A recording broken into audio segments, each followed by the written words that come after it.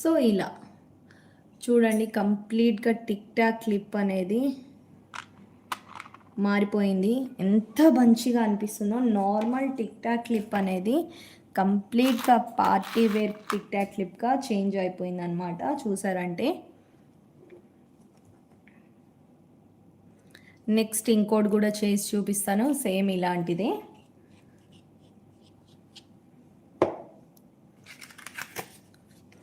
Next వచ్చేసి same as teas.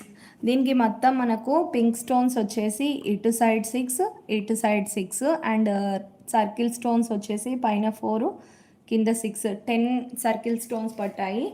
అలానే మనకు పింక్ స్టోన్స్ వచ్చేసి 12 పట్టాయి. పైన స్క్వేర్ది ఒకటి, గణేష్ శ్యామ్ ఒకటి. చాలా సింపుల్గా, చాలా తక్కువ మెటీరియల్తో మనకు ఒక పార్టీ వేర్ క్లిప్ అనేది ప్రిపేర్ అయిపోయింది. నెక్స్ట్